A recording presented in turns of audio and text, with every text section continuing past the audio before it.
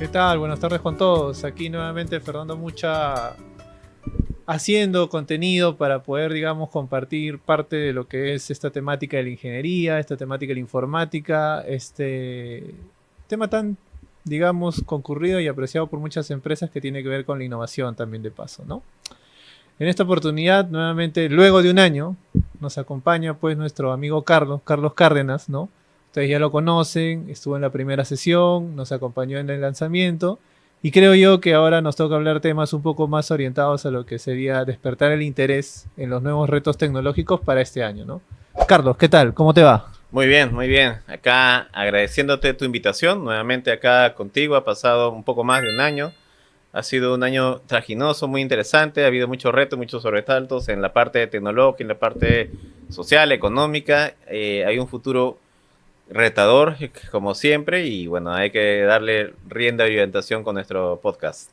Bueno, yo creo que en las últimas sesiones que he tenido con la gente que ha compartido conocimiento, hemos ido un poco más, digamos, al esquema de formalizar, un poco de estructurar el conocimiento de tal manera que sea un poco más derivado a lo que la gente quiere usar.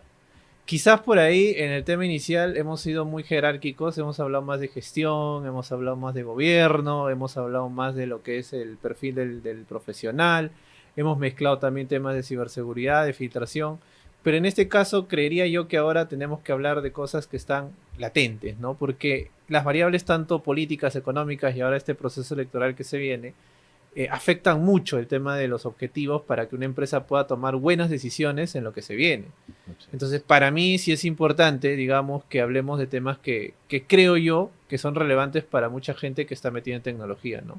Creo que la temática hoy sería hablar primero de la inteligencia artificial, cómo está afectando o cómo está ayudando o quizás creando ese pequeño temor a la gente que programa, ¿no? Que codifica, que construye soluciones informáticas para saber un poco cómo el contexto cabe, ¿no? Luego aterrizaríamos un poco en los temas de lo que es las criptos. Hay bastante gente, hay bastantes amigos que comparten contenido de cripto, hay bastantes modalidades en las cuales también se está prestando, la banca está comenzando a entrar, digamos que el perfil del profesional o el ingeniero especialista en cripto no está definido todavía en una malla curricular, entiendo yo, y eso también hay que comenzar a quizás a mencionarlo para que algunas personas que están en el rubro educativo comiencen a meterle un poco más de énfasis.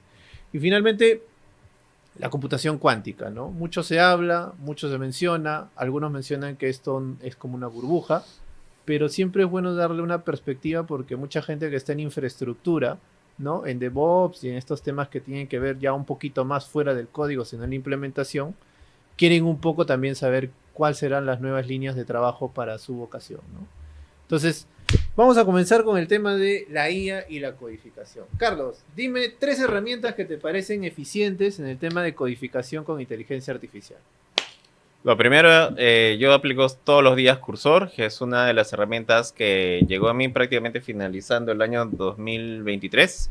Muy Ya. buena. Al principio me escandalizaba un poco también las soluciones que tienen, pero gracias a que el año pasado ha tenido un tren muy rápido de crecimiento del desarrollo de la IA, tanto modelos como Cloud y también modelos como Gemini GPT, compiten bastante bien en muchos sectores, no siempre son soluciones muy completas, hay un gap muy grande, pero para ser bastante Pero, sincero, ayuda bastante, un cerca del 40 o 60% del tiempo que podríamos tener es en stoppers, por ejemplo, claro. los podemos solucionar con eso. Y eso es una de las primeras herramientas. La otra es Codex. Directamente uno puede implementar el uso por ejemplo, herramientas que tiene cada cloud provider, en este caso IA provider como GPT, Gemini o también Anthropic. En este caso puede ser Codex dentro del propio entorno de GPT, o también podemos utilizar Cloud Code dentro del entorno de Anthropic. Y ahora esto se trabaja muy bien a los que son fanáticos de la Shell, La ¿ok? Shell. Y con tranquilidad. Siempre es la tradicional. O Claro, sea, se va a usar y, siempre. y es más sorprendente porque mientras tú manualmente tienes que corregir algo con respecto a elementos de integrar nuevas herramientas dentro de Cursor o de repente de VS Code, en este caso con tranquilidad la propia IA, trabajando con sus agentes de forma paralela, puedes ir integrando nuevas herramientas, evaluando, puedes tener un PR un nuevo cambio dentro de la aplicación y puede ser evaluado por la propia aplicación de forma bastante inteligente, objetivamente, entre comillas, podría desarrollar en una solución. Hay, por ejemplo, uno de los creadores de Anthropic indica que en los últimos meses, y por lo menos en el último mes, finalizando el año pasado, mandó un número cercano a 500 PRs o 500 cambios a una aplicación que él está desarrollando y solamente era la IA y él simplemente daba pues las pautas de cómo tenía que Le hacerse eso. explicas, como un niño le explicas, porque Así es. mucha gente piensa que es difícil administrar o manejar estas herramientas de inteligencia artificial en la codificación, pero en realidad es muy sencillo. Tienes que entrenarlo, tienes que darle ejemplos, tienes que nutrirlo con data y tienes que tratar un poco también de compartirle algoritmos personalizados para que esta herramienta diga, ah, ok, va por aquí. Entonces ya te entendí. Es más, Así la es. misma IA te dice, ya te entendí, ya te capté, ya sé por dónde vas, ya lo voy a comenzar a construir así. Carlos, pero Y la última, para cerrar la tercera, es Lovable. Lovable está bien posicionada. Es el Easy Win, es el antiguo Dreamweaver para los que en algún caso no lo tienen en mente. Ya hace 25 años se tenían estas herramientas de drag and drop o arrastrar y dejar y pegar y construías pues tu página web. En este caso, tú le pides a Lovable por un simple prompt de no más de 2 sentencias, 2 oraciones de líneas, decir si quisiera construir un carrito de compra y te lo construir muy bonito, ¿no? Inclusive quiero que el carrito de compra esté orientado a ropa, quiere estar orientado, no sé, a merchandising o algún tipo de servicio y lo hace. Y en el lenguaje que quieres. Y en Lovable sí, se enfatiza en Next, pues, ¿no? Next es un framework que integra, pues, React, integra algunos elementos de TypeScript, por ahí Git, en fin. Pero tú también ya puedes hacer, digamos, la interacción con Lovable cuando lo integras al GitHub o a un Git y ya tú también haces tu parte, tus mejoras, configuraciones. Ahora, objetivamente es rápido, el frontend se puede trabajar rápido, pero desde un punto de vista de arquitectura, desde un punto de vista de ingeniería de software, sí le falta un poco más, lógicamente, porque necesitaría revisar un montón de componentes. Y para ser exactos, la IA como tal, a este nivel, que interactúa con nuestro lenguaje humano, puede ser español, inglés, alemán, lo que sea, necesita utilizar una estructura de tiempos de ejecución de acuerdo al número de token. El token puede ser una palabra, una oración, dependiendo de cada IA. Y eso es lo que genera el costo, ¿no? Y muchos de estos algoritmos han sido utilizados en las últimas tendencias tecnológicas, ¿no? Exploran pues los proyectos de open source dentro de los diferentes repositorios libres y de allí, bueno, van a sacando justamente sus últimos refinamientos, ¿no? Claro que no todos tienen buenas prácticas, ¿ok? Y escalar esos productos a un primer nivel no es tan difícil, pero a un nivel donde explotas en picos de usuarios, ventas, si necesitas un equipo humano que te ayude a hacer eso. ¿Por qué? Porque hay un margen de poder leer 1000 líneas de código al leer pues 1.000.000 de líneas de código y tratar de avanzar en esa dirección con ese 1.000.000 de líneas de código. Necesitas saber que hay una interacción, que una modificación puede afectar un montón de componentes y a veces eso en un momento se rompe. Ha habido casos el año pasado donde varios casos de formulaciones, de interacciones de agentes en segundo plano, o sea, que como si fuera un ingeniero de software que estuviera trabajando en la sombra en tu propia computadora, trabajando de forma paralela, por ejemplo, para mejorar los queries de la base de datos. Y en algunos casos se dan algunos mensajes dentro de Reddit, en fin, varios foros de internet indicando que en algún momento la IA, esta gente, había pensado que la mejor forma de solucionar el problema de las performances de la base de datos era eliminando la base de datos y volverla a crear, ¿no? Entonces eso genera ciertos problemas y a veces si uno no tiene correctamente instanciado qué tipo de permisos tiene la IA, esto lo puede afectar en los sectores productivos, como pasó, Claro, ¿no? o sea, es en realidad ya los privilegios o el alcance que le dan a la IA está en base a la decisión humana de la gestión de la tecnología. Claro. Y tú crees que, digamos, en sencillo, digamos, para ya cerrar este punto y avanzar al segundo de criptos, digamos, en lenguaje simple, la IA para un programador, tanto que tiene 20 o 30 años sentado mirando un legado como alguien que está iniciando, es una buena inversión para la empresa. O sea, es en sí una decisión asertiva ya en estos tiempos.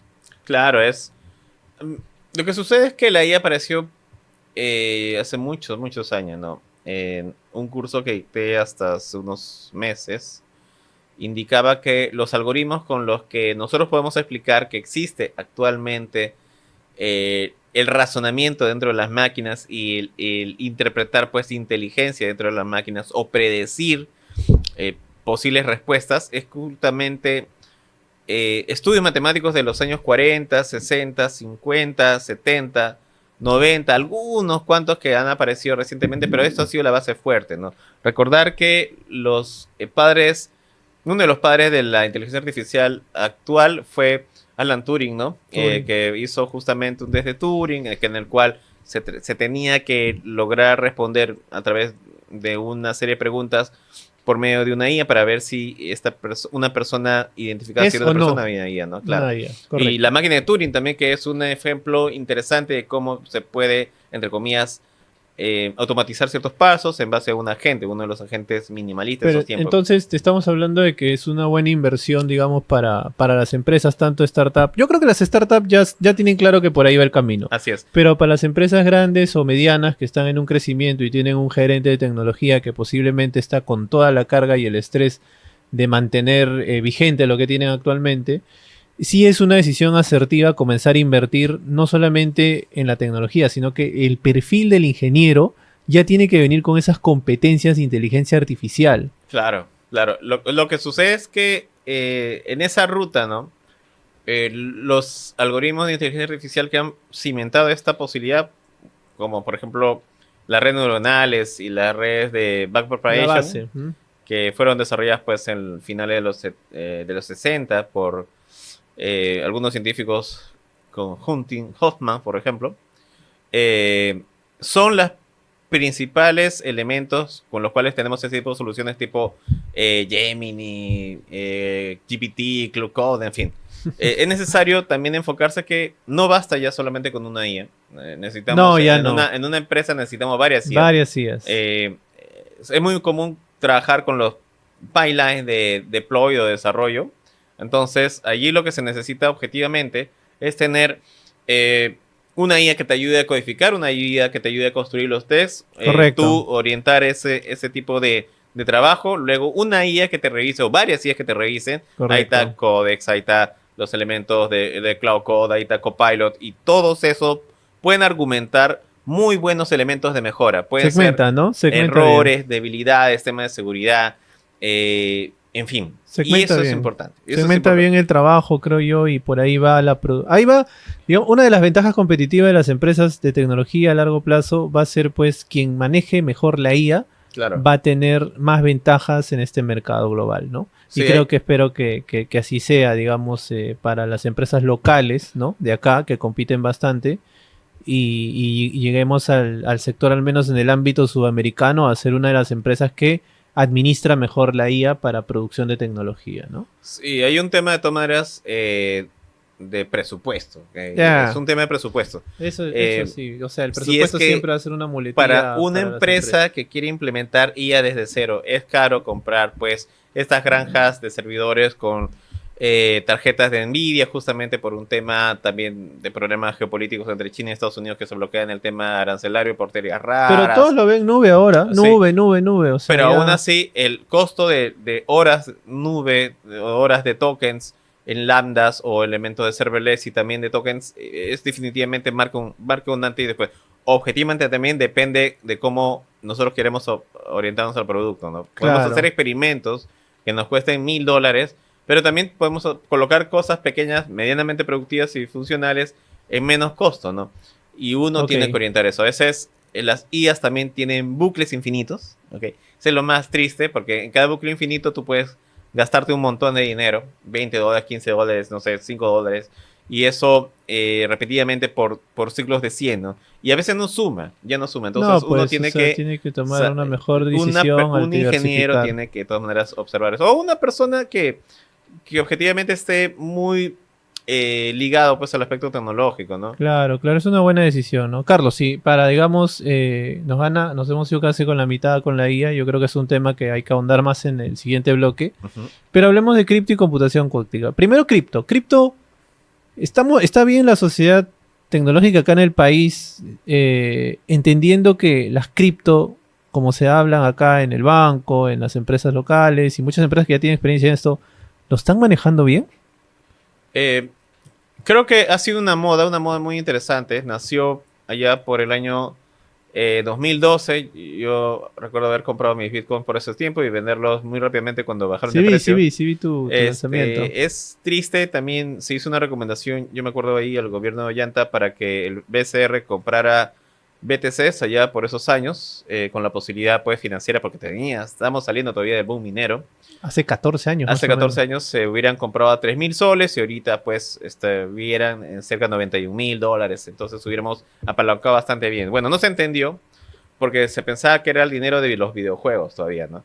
Actualmente hay muchas soluciones empresariales ya, inclusive los bancos centrales del mundo están Están orientándose comenzando a pues a los invertir. CDC, Están ¿no? comenzando a darle bastante a los CC para que, digamos, sea. Es que lo que pasa es que ya es muy complicado manejar las transacciones con una divisa que ya no está comenzando a suplir o está entrando pues en un modelo económico en el cual la moneda, el tipo de cambio comienzan a tener una fluctuación muy dependiente de Así otros es. recursos y bien. Entonces yo de finanzas te sé muy poco, pero sé que hay un problema de las finanzas en entrar a la tecnología con esta moneda, Claro, empatizar con este tipo de divisa. claro. Hay un tema importante que es que los bitcoins, por ejemplo, es una moneda virtual en la cual su creación de un nuevo Bitcoin lo hacen el equipo pues de los mineros, y para hacer una moneda tienen que desarrollar un algoritmo de sumas de números primos y división de números primos gigante, y eso es un esfuerzo matemático. Ese esfuerzo matemático es compensado con la creación de un Bitcoin que se distribuye pues en los que han logrado solucionar esa parte de ese problema, pero también tiene que ver con la escasez, porque el número de Bitcoins es limitado, ¿ok? No hay un número infinito de Bitcoins en el mundo. O sea, tenemos un tope, y de ese tope es muy difícil que en un momento pues la comunidad se reúna nuevamente y establezca un nuevo monto, una nueva cantidad de bitcoins. ¿Qué pasaría con los que están atrás? Objetivamente se van a disminuir. Por eso Claro. hay un principio económico que es el de escasez. Ese personaje que por ahí está en la sombra, ¿no? Es que Satoshi ha creado esta bestia, ¿no? Y entidades muy serias como BlackRock, que es una de los más grandes conglomerados de holding a nivel de inversiones Ya. internacionales, también invierte en bitcoins y ha invertido muy fuerte el año 2025. Objetivamente ahí está también Elon Musk, está también el gobierno de El Salvador, que es un país minúsculo, pequeño, pero también es Lo Dubai, que pasa es que está su política nacional es considerar como una divisa aceptable, entiendo yo, a los bitcoins, ¿no? claro, Ahora, y tranquilamente lo hubiéramos hecho acá. El tema es que se toma como locado ese tipo de posiciones, ¿no? Entrar en un mercado que está ahora lateralizado actualmente en enero de 2026, tenemos esa situación en el Bitcoin. En un momento llegamos hasta casi $110.000 por Bitcoin, pero yo creo que esto va a aumentar, a tener ese tema de escasez para un proceso de 10 años de ahorro. Con tranquilidad ese Bitcoin va a llegar de repente hasta $7 millones, 8 Carlos, millones de pero dólares. ese es el tema. Hablar de las cripto, de los bitcoins, digamos, de todo este tema que tiene que ver bastante con el modelo no bancarizado. Vamos a Ujú. llamarlo así porque así Ya. nació, ¿no? Así fue principalmente la base. Y la banca está comenzando a entrar con fuerza, ¿no? Lanzando productos que se relacionan. Yo una vez aclaré el punto en el cual cuando la banca dice, nosotros vamos a ver las criptos, vamos a comenzar a entrar a este monero, ¿no? Digital, a este tema de dinero en el cual resuelve el problema para muchas divisas que se están manejando, pero yo le digo, un ratito le digo, esto, ustedes lo que ofrecen son custodia. O sea, ustedes nos están ofreciendo pues que la transacción, el flujo sea seguro, ¿no? O sea, siguen bajo las mismas reglas en las cuales quien asume el riesgo es el cliente o el usuario, pero no hacen más que simplemente asegurar que la custodia sea correcta, que lo puede hacer cualquier otra empresa. Entonces, es, digamos, una oportunidad de negocio para estas startups o estas empresas de tecnología invertir en aplicaciones satélites para estas soluciones que están los bancos sacando en gran demanda. Yo pienso que sí. Lo que sucede es que es un volumen de mercado. Ya. Ok. Actualmente, Ledger, por ejemplo, una de las billeteras frías, que me parece una de las más seguras, MetaMask, que es otra que me parece más o menos seguras también, y de ahí sigue Binance, pero Binance es un mundo muy interesante. Binance es como un megabanco, ¿ok? Tiene sus propios elementos de billetera, ¿ok? Y también puede prestar coins en un momento. En algunos países ya lo está haciendo. Tiene una personalidad jurídica cuestionable. Chao, ahorita toma, te presto plata, ahí está. Sí, puede hacer. Sin embargo, la regulación nacional todavía no se lo permite. Entonces, la ley es muy débil acá en el Perú. Yo comienzo por ahí. La ley, no hay una ley. Yo más creo que es un tema de... Hay voluntad. Hace unos 20 años, pues, cuando los primeros bancos fuera del grupo oligopolio normal, que es BCP, BBVA, Interbank, claro, los amigos. Permitían, ¿no? Citibank, por ejemplo, está por entrar, entró muy mal, Azteca también, ¿no? Le fue muy mal. Y es que el mercado se ahoga, ¿no? Y el mercado se ahoga porque hay una mesa donde se sientan con el BCR y empiezan a trabajar las tasas de intercambio de billetes entre soles y dólares, las tasas de cobertura, en fin, y les llegan a golpear a los bancos más pequeños. Pero de acá ya no es un banco pequeño. Pero eso significa que la transformación fue frenada, digamos, por intereses. Claro, hay intereses nacionales para conservar el mercado. El mercado pero es pequeñito. No, eso sí sé. Es muy pequeñito. Elon Musk viene acá, le nos da la mitad, 2 veces el PBI es lo que está ahorita en el bolsillo de Elon Musk ahorita. Si ellos quieren, si Perú tuviera un precio, y ojalá no lo tenga nunca, Elon Musk podría comprarse 2 Perú con tranquilidad, ¿no? Entonces, eso es muy triste hasta un cierto punto. Yo espero realmente en que la flexibilidad, el gran mercado liberal que se espera, donde el laissez-faire o la mano invisible logre entrar y hacer, digamos, un beneficio hacia los consumidores, se pueda dar. Si una persona objetivamente compra algunas criptos que tienen una tendencia alcista y tienen un tiempo de vida de 5 años y su tendencia alcista se ha mantenido en ese tiempo, con tranquilidad en algunos años ese dinero es un buen elemento de reserva de jubilación, porque la tasa de crecimiento de ese dinero a veces va más del 15% anual y en un momento va a llegar a ser factible que ese sea una forma de oportunidad de jubilación para muchas personas. O sea, Carlos, sí es una, digamos, oportunidad para muchas empresas tratar de invertir en soluciones y indagar más en este recurso que están creando los bancos como una alternativa de solución, ¿no? Yo lo comento, ¿sabes por qué? Porque me parece que monopolizar algo que nace siendo libre es algo que dificulta el avance de la tecnología en el país. Entonces decir, no, yo soy el pionero, el primero, y nadie más lo tiene que tocar porque yo soy el que estoy usando este producto, como las billeteras digitales, por ejemplo. Entonces ahí es donde perdemos ese caldo de cultivo para poder, digamos, nosotros, oye, yo también lo puedo hacer pasarelas, puedo hacer intermediarios, puedo hacer billeteras, pero oye, ¿quién te respalda? ¿Qué espalda financiera tienes? No existe eso, ¿no? Que en realidad debería ser una pauta en la cual una solución potente, robusta, transaccional, escalable y mucho más sea pues apalancada por alguna empresa o el mismo estado, pues, ¿no? O sea, sea algo que pueda permitirnos a nosotros desarrollar más nuestro mercado digital en el tema transaccional para estas criptos. Porque sí o sí nos va a limitar mucho luego cuando el mercado comience a cambiar, a aceptar estas monedas, a aceptar más el tema de transacciones, a abrirse más, y bueno, hay otros intereses más, no los menciono, pero creo que el país debería comenzar a ser un poco más abierto en estos temas, ¿no? Objetivamente el Perú es un país muy pequeño, ¿okay? A nivel poblacional. ¿Okay? Es un tema que me gustaría también tocar. La tasa de crecimiento poblacional se rige principalmente a unos temas muy exactos, ¿no? Hay ratios ahí muy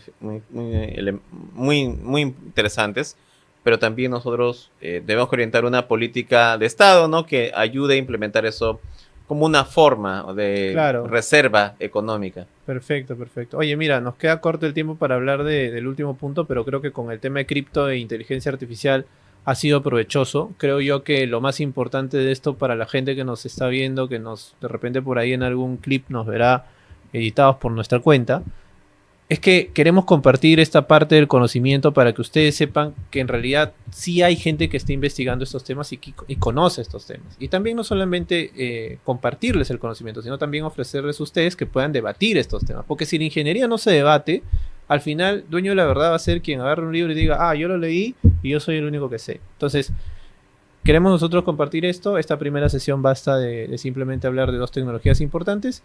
Y luego los invito a ver la segunda sesión con Carlos también presente, que vamos a hablar un poco más del tema ya estructural de la tecnología y también cómo es el impacto político acá. Listo. Muchísimas gracias.